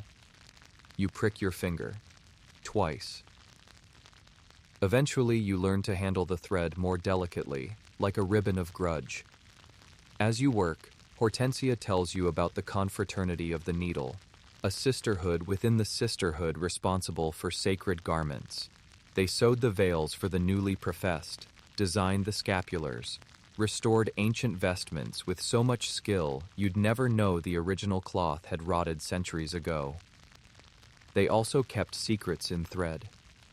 Stitched into certain hems were coded messages, initials, prayer fragments, even hidden symbols like fish, vines, or stars. Not just Ds, echoration, communication. Historians still debate whether these were personal tokens, signs of resistance, or simply the 14th century version of emotional embroidery. You finish the penitent shirt. Hortensia inspects it. Acceptable, she says. Now add the silk thread. You stare. Silk? On this? She nods. It's a mercy. Just enough comfort to keep them from despair. She hands you a spool of pale blue silk and instructs you to embroider a tiny cross at the base of the neck, so the cloth doesn't forget who's watching. You sew carefully. The silk glows against the linen, barely visible unless you tilt the fabric just so. A hidden kindness in a garment meant for suffering. You begin to understand. Punishment doesn't always have to be brutal. Sometimes it's itchy, deliberate, and infused with quiet hope. A shirt to remind you of your sins, and the fact that someone bothered to sew it well. Next comes a different assignment, a death shroud. Sister Claudine enters with the cloth, undyed wool, soft, already washed in lavender water. The deceased sister's name was Madalena. She was old, mostly quiet, but once cursed a candle for dripping on her psalter. A good nun, by all accounts. Not perfect. Real. You help Claudine fold the shroud, press it flat, and add tiny hem stitching along the edges. Hortensia oversees it all in silence. When it's done, she nods and sends Claudine off to the chapel. Then she pulls out a side project, a quilt. Each patch is made from an old habit, some frayed, some faded. One square is clearly embroidered with a cat. Another has a small wine stain shaped like a fish. It's for the sick room, she says softly, to remind them who came before. You help her stitch a corner. As you work, she begins humming a tune, low, steady, not quite a hymn. You join in, not with words, just breath. Needle, thread. You're sewing history, penance. Come on, fort, all in the same stitch. Before supper, Hortensia hands you a small cloth square. Your initials are stitched into one corner. Practice, she says, but keep it. You place it in your sleeve. You won't forget. Not the nettle, not the silk, not the way even punishment can be softened with mercy and remembered in thread. The stairwell to the lower archive smells like damp parchment, forgotten beeswax, and something that might be fermented regret. You've been assigned to help Sister Margareta today, which is exciting in theory. She's the convent's keeper of texts, lore, and obscure trivia about the 8th century alphabet reforms. But as you descend the stone steps into the archive's belly, lantern in hand, you realize two things. It's colder than expected. Something just moved under the shelf. Possibly a rat, possibly a ghost. Possibly Sister Margareta's notorious stash of unauthorized literature gaining sentience. The lower archive is no ordinary library. It's more like a cross between a forgotten crypt and a dragon's hoard, if dragons hoarded manuscripts and smelled faintly of mildew. The walls are lined with shelves sagging under the weight of scrolls, codices, and bundled parchment sheets tied with string. Some are labeled, some are not. A few are written in languages you suspect haven't been spoken since before the last ice age. You find Margareta hunched over a scroll that looks like it survived both a flood and a bonfire. She glances up and pushes her glasses, made from glass so thick they could deflect arrows, up the bridge of her nose. You're not afraid of dust, are you? You shake your head. She snorts. You will be. She hands you a bucket, a brush, and a rolled-up cloth. Today, we're rescuing St. Theodora's vegetable sermons. You blink. I'm sorry, what? Vegetable. Sermons, she says again. She believed every spiritual lesson could be taught using leeks and seasonal tubers. Her work was banned by 2 abbots and a goose. You don't ask about the goose. Your job is to gently clean and unroll the parchment, smoothing it flat and re-inking faded sections where necessary. But Margareta warns you, some inks bite, some whisper, some flirt. Be careful. You work slowly, brushing centuries of dust off a line that reads, "The soul, like a radish, must be softened with heat before it is truly edible unto God." You pause. Margareta nods solemnly. Deeply misunderstood in her time. As you unroll more pages, you begin to see the peculiar genius in Theodora's work. Parables comparing patience to lentils, pride to an overripe pumpkin. The devil, in one passage, is described as a particularly haughty cabbage with far too many leaves. You're stifling laughter when something skitters behind a shelf. You freeze. Margareta doesn't react. "Ah," she says after a moment. "Probably the archive rats. They've been here longer than we have. Just don't let them eat the Greek." She points to a crate marked Fragmenta Hellenica, "Do not nibble." You spend the next hour categorizing loose manuscripts. Some are sermons, some hymns, some questionable poetry about saints and sea monsters. You come across a codex filled entirely with drawings of horses wearing bishop hats. You hold it up. Margareta nods. Sister Damaris. Her theological views were complex. Historians often overlook what convents really kept in their libraries. Sure, they had the Psalms and the Rule of St. Benedict, but many kept oddities too, local legends, medical recipes, astrological charts, and letters never sent, and in some cases, fragments of banned books or ideas too dangerous to say out loud. Margareta pulls one such bundle from a hidden nook behind a fake shelf. She unwraps a cloth bundle and reveals a manuscript bound in goatskin, its title long worn away. She opens it carefully. Inside, a personal journal, written in the delicate, looping hand of a long-dead sister. It's dated to 1287. You were us, at a passage aloud. Today I dreamed I was not a nun, but a tree. The bees loved me. The wind spoke kindly. I did not wake. Margareta sighs. That's Sister Leonora. Her dreams are why we still keep her embroidery framed in the infirmary. You're enchanted. This isn't just a library, it's a memory palace where the forgotten parts of convent life live on. The sighs, the secrets, the moments too soft for sermons. Eventually, Margareta lets you file scrolls on your own. You choose a lower shelf, kneel down, and begin rearranging dusty bundles. You find one labeled Unapproved Litanies for Occasional Moods. You open it. The first page reads, Litany for Mild Inconveniences, Prayer Against Unruly Geese, Intercession for when you drop something in the privy. You grin. These aren't irreverent. They're real, human, holy in a different way. Later, while dusting a heavy volume of Latin conjugation tables, you come across a pressed flower between the pages. A violet, long dead, but still fragrant. Someone had a moment once, reading Latin verbs, holding a flower, and wanted to remember it. You show Margareta. She smiles. We all leave bookmarks, one way or another. Before you leave for supper, she gifts you a small, worn scroll. On it, a brief poem, anonymous, shaky script, perhaps never read aloud. I am not the saint they wrote. I am laughter in the bathhouse. I am wine spilled on parchment. I am the silence after the last bell. You thank her. She waves you off. Come back tomorrow. We'll tackle the scandalous codex on the nun who tried to canonize her cat. You make your way back up the stairs, scroll in hand, heart fuller than expected. Outside, the evening sky is turning rose gold. The convent buzzes quietly, sisters murmuring prayers, birds circling the bell tower, a faint snore from the stable where someone's taken a nap among the hay bales. You pass the outer library shelf and slide the poem between two forgotten psalters. You don't sign your name.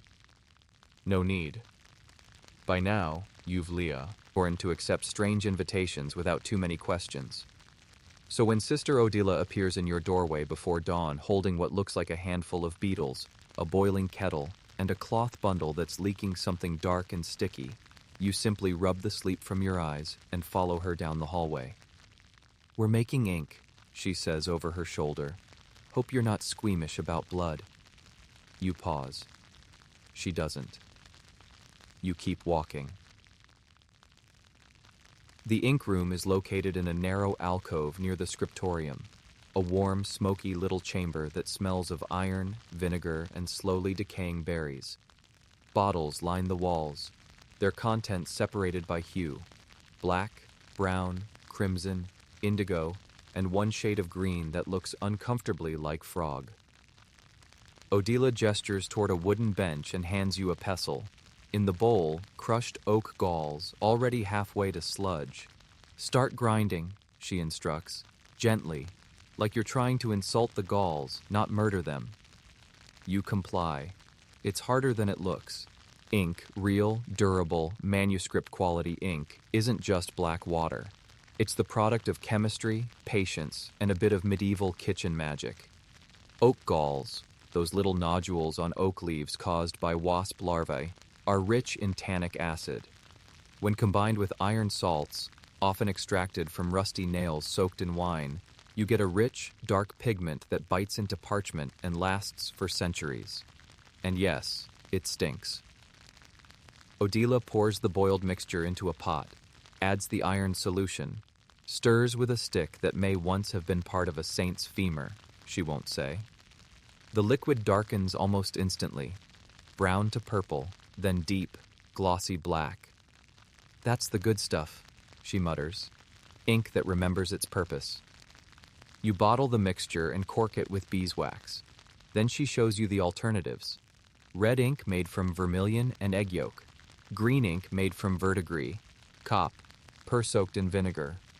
Blue from lapis lazuli, though the convent can rarely afford more than a pinch. "Sometimes," she says, "you use what you have." She hands you another pestle and a bowl of beetles. "Cochineal," she explains. "Technically New World, but this batch came by way of a Spanish trader who didn't ask too many questions." You grind, wincing only slightly. The beetles give off a vibrant red dye. Mixed with a little alum and water, it becomes one of the richest inks you've ever seen. "It's for initials," Odila says, "and for marking things that need extra attention, like heresy or love notes." Historians know nuns were scribes, but the ink makers behind the scribes often go unmentioned. Yet without them, nothing survives. The words fade, the drawings vanish, the margins lose their stories. Making ink was a sacred art, and a dangerous one. Verdigris could poison. Lead white caused tremors. Some recipes required mercury or sulfur. Sister Avila once passed out from too much lampblack, Odila notes. She claimed she met St. Jerome. More likely it was the fumes. After the inks are bottled, you help scrape soot from the chimney, a key ingredient in lampblack ink. It gets everywhere. Your hands, your face, your soul. You sneeze and send a puff of black dust across the table. "Good," Odila says. "Now you're truly initiated." You practice writing on a scrap of vellum. The ink glides, sticky and smooth, darkening as it dries. You write your name, then cross it out. Then write, "All ink is memory." Odila nods approvingly. "You're starting to sound like a scribe." She takes out a worn folio, an unfinished psalter from 3 decades ago. The margins are blank. "Add some flourishes," she says, "but no rabbits jousting snails. We're being serious today." You try a vine. It turns out lumpy. You add a bird. It looks like a potato. Odila watches without judgment. "Art improves with stubbornness," she says. While the new inks settle, she lets you explore the pigment shelf. Some jars are labeled in Latin. Other, with symbols, stars, flowers, eyes. One is simply labeled Evensong. "What's in that one?" you ask. "No one remembers," she says, "but it makes a lovely shade of regret. She shows you a secret: how to test an ink's permanence. She scratches a line with a stylus, then drips a bit of vinegar over it. If it smears, it's weak. If it stays, it's strong. You try it. Your first batch holds. You've got potential, she says. Don't waste it writing lists. There's a reverence to the whole process. Every stain on her fingers is earned. Every blot has a history. The ink you made this morning might be used tomorrow to copy a chant, bless a contract, or compose an anonymous complaint about soup portions. You think these inks are just for scripture? She asks. Some of the sharpest things ever said in this convent were said in walnut ink. She shows you a letter written by a nun to a bishop, elegant script, veiled sarcasm, and a footnote about excessive butter rationing. The bishop wrote back, apologized, increased the butter.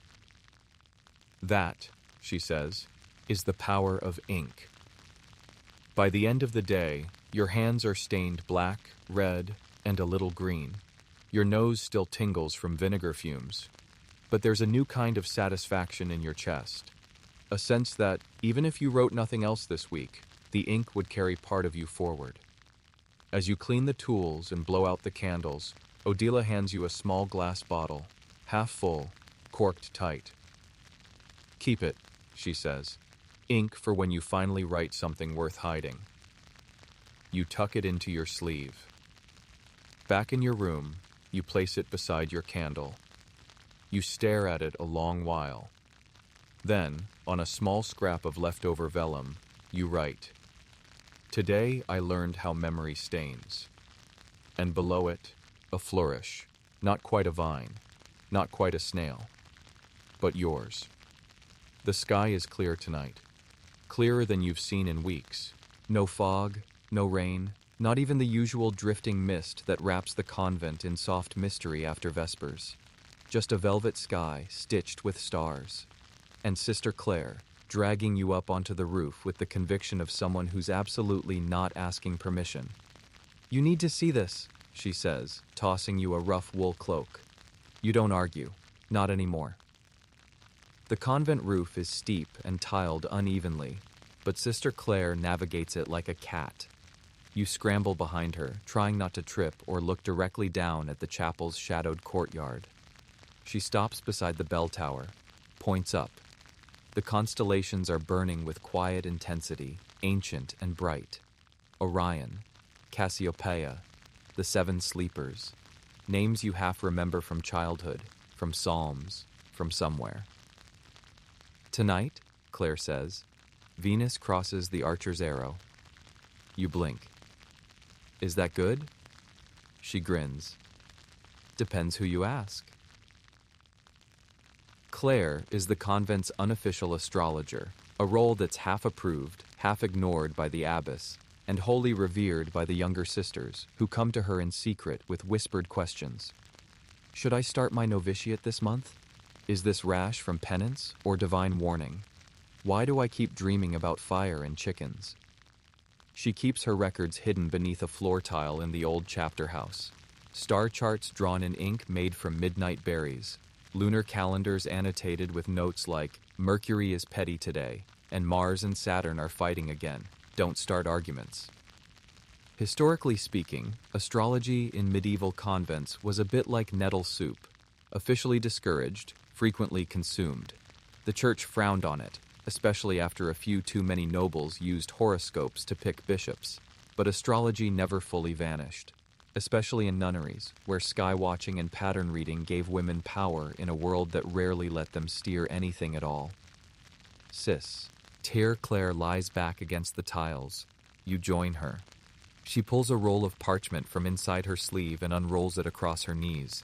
It's tonight's sky, carefully charted in pencil and charcoal. She marks a small X in the top corner. That, she says, is when the comet passed last week. I made a wish. What kind of wish? The kind you don't say out loud, she replies. Or it turns into a goat. You don't ask for clarification. She shows you how to map the sky with just your fingers, thumb to pinky, elbow to horizon. You mark your first angle, then squint at the stars. That one? You ask. She nods. Jupiter. Loud, generous, overbearing, like Sister Benedicta with wine. You giggle. She smiles. Beneath you, the convent is quiet. Sisters sleeping, candles flickering, owls circling like pale ghosts above the orchard. The night is deep, but not heavy. It feels like breathing with your whole self. Claire pulls out another parchment. This one's different, full of birth charts. One is clearly for a nobleman, symbols for ambition, money, arguments. Another is labeled Anna, cook's daughter, left-handed, screams at chickens. The chart shows a strong Mars, weak Venus, and Saturn sitting right on her sun sign. Claire notes. Likely to confront Abbess before Epiphany. You ask if these are real predictions. They're possibilities, Claire says. Stars don't tell you what to do. They whisper where to look. She leans close, pulls out a small slate board, and begins sketching your chart. You don't have to tell me your birth time, she says. I'll guess. You wait. She scribbles, then pauses. You raise an eyebrow. She taps the board. Strong moon. You're a listener, possibly haunted. Might have been a librarian in a past life. You shrug. That tracks. She adds a star to the corner. And you've got something rising in Pisces. What does that mean? It means, she says, you think dreams are a form of truth, and you'll chase them even when they turn into fog. Again, it tracks. You stare back at the stars. There's a peace in knowing that others have watched these same patterns for thousands of years. Saints, peasants, lovers, heretics. Some saw meaning, some saw chaos, some saw home. Claire tells you about Hildegard of Bingen, an abbess who wrote music, studied plants, and saw visions of stars that danced like eyes. She tells you about Arabic astrological manuscripts passed through Spain, copied by nuns who hid them behind psalms. She tells you about the sister who once predicted a bishop's gout using only a full moon and a screaming rooster. Historians argue whether convent astrology was rebellion or reverence. Claire doesn't care. I read the stars, she says, because they remind me I'm small but not pointless. You feel it too. Before you leave the roof, she hands you a folded parchment. It's a crude star map. Your name is written in one corner, in faint gold ink. She's circled one constellation. Keep watching that one, she says. It doesn't know it's important yet.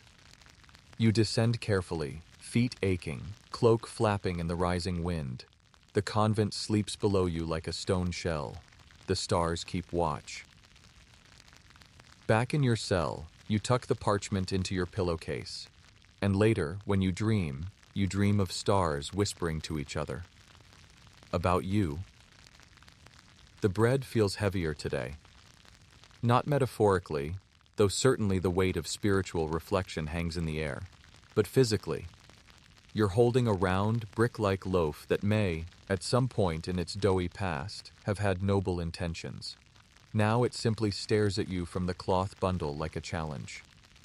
You're in the convent's bakery. Again, but not to bake. Today, you're delivering. Sister Constancia beckons from the corner, where she's wrapping parcels in cloth and marking them with tiny chalk symbols. Stars, circles, sometimes small animals. She looks up, her specked ankles perched halfway down her nose. You're ready for the post. You blink. The post? She raises an eyebrow. You didn't think nuns only prayed and made soup, did you? Apparently your newest assignment is as a temporary assistant in the cloister courier network. Yes, really. Turns out the convent manages its own postal ring, run quietly through guest houses, lay helpers, traveling pilgrims, and, when necessary, loaves of bread. You're now part of this system. Congratulations. Constancia points to the bread in your hands. Open it. You do, carefully. Inside is a hollowed space between layers of crust and crumb, just large enough for a scroll, a token, or, she swears, a pressed violet. You peer in. A sealed wax packet stares back. Delivery for the nuns at St. Werburgh's, she says. Goes out with the monk visiting tomorrow. He thinks it's just our rustic gift. Don't let him get hungry. The convent's mail system is a marvel of passive rebellion and practiced discretion. Officially, nuns were not supposed to communicate beyond their walls without permission. Unofficially, they sent letters, recipes, small charms, advice, updates on distant kin, and sometimes, just sometimes, confessions. You help Constantia sort today's deliveries. One is a scrap of parchment stitched into the hem of a pillow. Another is a tiny bundle of herbs, bound with twine, meant for a novice struggling to sleep. A third is a folded bit of poetry, ink-smudged, tucked into a dried fig. Every letter finds its way, Constantia murmurs, even if it's carried in crumbs. She hands you a larger packet. Walk this one to the orchard, she says. Give it to the goose. You assume she's joking. She is not. Out by the orchard, the convent's resident goose, named Ethelfrida, of course, waddles up to you with the commanding presence of a bishop and the honk of an overworked bureaucrat. You extend the parcel cautiously. She pecks at it once, twice, then to your disbelief takes it in her beak and waddles off. You return to Constantia, stunned. She shrugs. She delivers to the miller's wife, don't ask. Historians rarely mention postal systems in convents. When they do, it's usually in the context of official correspondence, requests for funds, notices from bishops. But beneath those lines ran a parallel system, nuns who passed notes between cloisters, trading recipes for ink, warnings about ecclesiastical spies, and occasionally, delicately worded verses about Brother Thomas's unusually long eyelashes. You help copy one such letter now. It's written in formal Latin, folded 3 times, and sealed with wax shaped like a rosebud. You translate it slowly. To my sister in God, may your mornings be soft, and your soup less bland. I send news of the herb that cured our cook's rash, and a riddle you'll never solve unless you ask nicely. Beneath it is a tiny doodle of a hedgehog in a cloak. Constantia watches as you tuck the letter into a pocket sewn into the lining of a pilgrim's satchel. She adds a final flourish, a prayer stitched in white thread just beside it. Words carry weight, she says. Better to pad them with grace. You ask if this is dangerous, if anyone would punish a nun for such correspondence. She hesitates. It's always dangerous to speak freely, she says. That's why we bake the truth into crust and sew the rest into seams. In the back corner of the bakery is a battered chest. She opens it. Inside are old letters, decades worth, written on parchment, scraps of cloth, the backs of musical manuscripts. Some are unsigned. Others are addressed only with symbols or pet names. You pick one at random. Dearest heart, your last letter made me laugh until I snorted cider from my nose. The bishop remains unaware. Tell the bees I said hello. You glance up. Constantia is watching you with a smile. That was from Sister Aurelia's aunt. She sent it with a loaf shaped like Saint Ursula. Before Vesper, you help load the next round of parcels. A letter sewn into the hem of a habit, a medicinal balm tucked into a candle, a pressed flower hidden in the lining of a hymn book. You carry one final delivery to the gates. A lay servant will take it north. Constantia walks with you. At the end of the day, she says, we don't write for power or fame. We write to stay known. She places a folded note in your palm. It's unsigned. Inside, only 3 words. You are seen. You tuck it into your sleeve, and just before you leave, she adds, oh, and if Ethelfrida bites you, it means she likes you. You shouldn't be out here. Not at this hour. Not in this part of the cemetery. Not with Sister Piera, who walks like she's already outrun 6 different abbots in her lifetime and has no plans to stop now. But here you are, behind the chapel, just past the crooked row of yews, the ones bent like they're whispering secrets to each other, and Piera is crouched over a gravestone, brushing away lichen with her sleeve. Quietly, she murmurs, and don't look too alive. Noted. You're helping her with a task that by every official rule of cloister life should not exist, staging a nun's death. The deceased, in question, is not the figure under the grave marker. She's still very much alive, and if Piera's muttering is accurate, currently disguised as a fishmonger's widow and halfway to the southern coast. You pause, confused. She sighs. We fake a death once every 3 or 4 years. Don't look so shocked. Not everyone's built for a life of prayer and boiled cabbage. Tonight's escapee was a novice named Sister Talia, quiet, obedient, fond of embroidery and maps. You helped her grind ink 2 days ago, and now she's gone. Left with nothing but a smuggled cloak, forged travel papers, and a face that Sister Piera swears could convince the devil to apologize. Your job? LP make it look like she never left.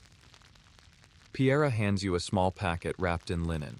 Inside, a lock of Talia's hair, some ashes from an old prayer book, and a scrap of her habit, carefully singed. You'll scatter this in the hearth, she says. She'll be officially remembered as one who passed peacefully in her sleep. Peacefully, perhaps. But not here. Throughout history, a handful of nuns have disappeared from the records. Some died of illness, others were moved. And then there are the gaps, entries smudged, years unaccounted for, a Sister A, who simply stops existing mid-chronicle. Historians debate whether these gaps signify death, scandal, or something more complex. What they rarely consider is that sometimes a nun simply left, and sometimes her sisters helped her. Sister Piera unrolls a small scroll from inside her cloak. It's a prayer, simple, elegant, full of metaphor. It ends with the line, "And so, like the seed buried in winter, she is gone, yet waits to rise elsewhere." You whisper it under your breath, then help her place the scroll in the hollow beneath the gravestone. She didn't want much, Piera says quietly. Just silence, a little freedom, and a chance to see the sea. You stay a moment longer, letting the night press in around you. The cemetery is still. The sky above, dappled with stars, says nothing. Back in the convent, the fake mourning begins. A candle is lit in the chapel. Sister Odila writes the entry in the Book of the Dead, her handwriting slightly neater than usual. The younger novices say the required prayers, some of them sniffling, perhaps from sadness, perhaps from confusion. You help fold Talia's remaining garments, her comb, her psalter, her half-finished embroidery of St. Cuthbert riding a swan. You always meant to ask about that. Each item is placed in a small wooden chest, which is then sealed with wax and stored in the sacristy's archive. She left so quietly, one sister murmurs. She always did, replies another. Only a few of you know the truth. That Sister Talia didn't die. She chose to leave a life that asked too much silence of her, or not enough adventure.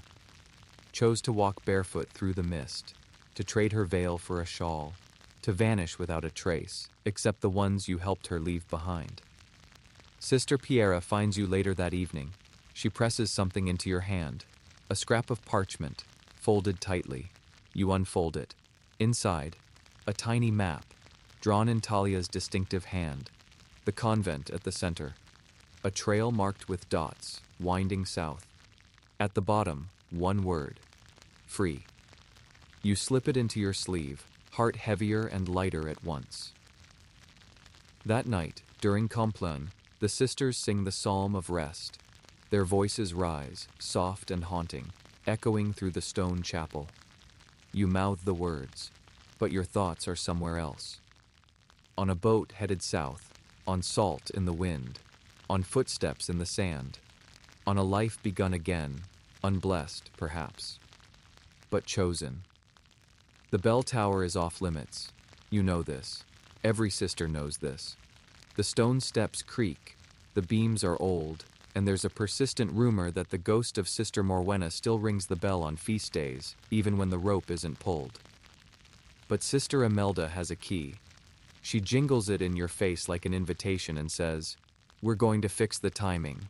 It's chiming 2 minutes late and I refuse to let the sun win." So up you go. The stairs spiral so tightly your shoulders brush the walls. Dust swirls around you and the air smells of iron, candle soot, and pigeon. Definitely pigeon. At the top, the belfry, home to the great bronze bell known only as Eldest. It's huge, carved with Latin that no one can fully translate, and a faint outline of what may or may not be Saint Bridget holding a watering can. Sister Imelda stands beneath it, hands on hips. She weighs nearly half a ton. You're going to love this. You do not love it, not at first. But you're intrigued. He explains the bell's history, cast in the 11th century, blessed by 3 bishops and 1 goat, hoisted into place with nothing but pulleys, prayer, and a suspicious amount of ale. The bell has rung through fire, plague, war, weddings, eclipses, and once a goat uprising, no relation to the first goat. For centuries, nuns have tended to it, not just pulling the rope, but maintaining the mechanics, checking the weights, and adjusting the timing mechanism, a complex system of levers and wooden gears known affectionately as the whimsical clock of Sister Thomasina. You're here to assist. Imelda shows you how to wind the mechanism, then step back before the arm swings.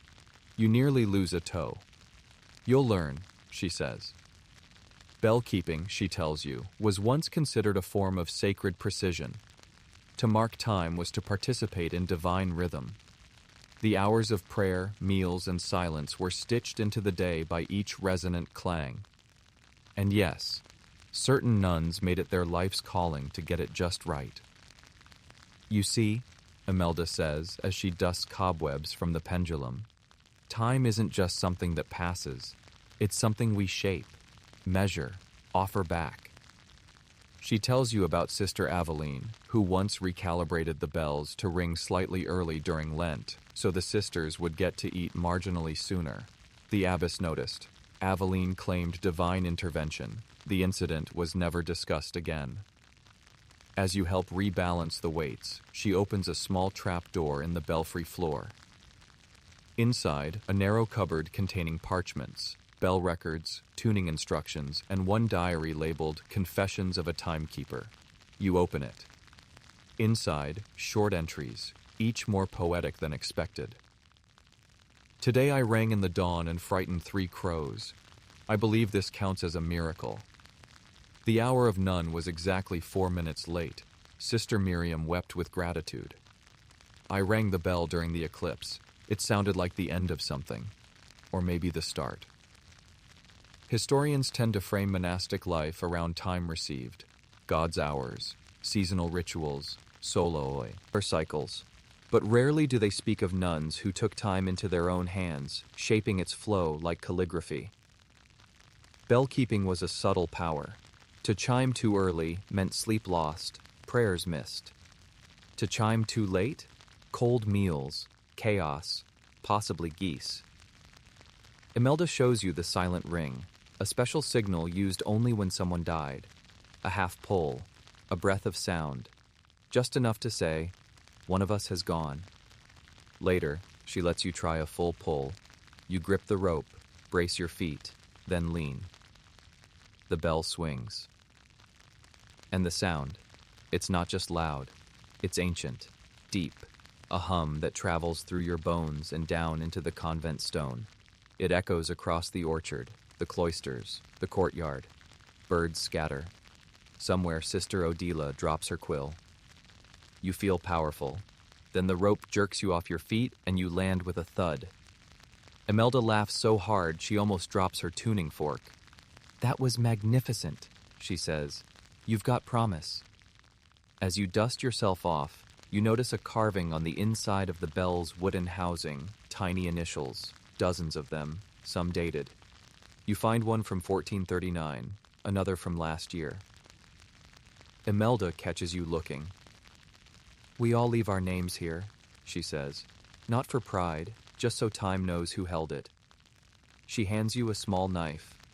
You carve yours, carefully, small and neat, between two names you don't recognize.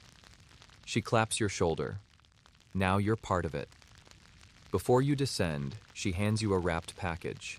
Inside, a small brass pendant shaped like a bell. For your neck, she says, or your pocket. A reminder that time rings for all of us. You climb down slowly. Below, the convent has resumed its rhythm. Sisters kneeling in the chapel, kitchen fires crackling, a song drifting from the scriptorium window, and the faint echo of your bell, still vibrating through the air like memory, like presence. The wind today carries is the scent of rosemary and rain. It rustles the cloister leaves. It teases the veil from your forehead. And as you follow Sister Genevieve into the infirmary garden, it stirs something else in you too.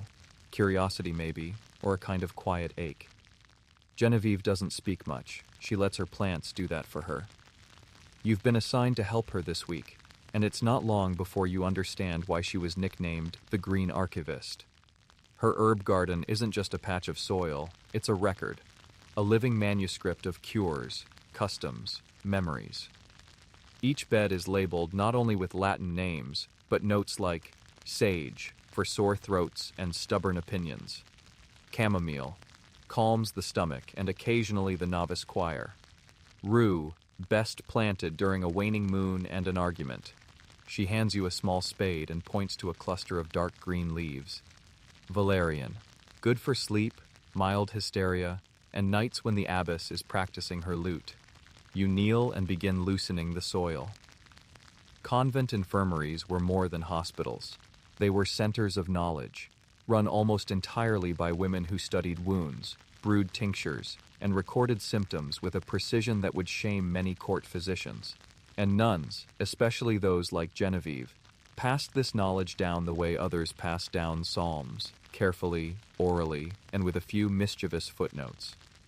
Lavender, she says, pointing to a nearby bush, for peace, and keeping the bees from gossiping. You don't ask what she means. She leads you inside the apothecary. Shelves line every wall, each packed with glass vials, folded cloth sachets, and crumbling scrolls. You spot a jar labeled mice ear compress and one marked Saint Dymphna's sympathy blend. One cabinet is locked. That, she says, is for when the bishop comes.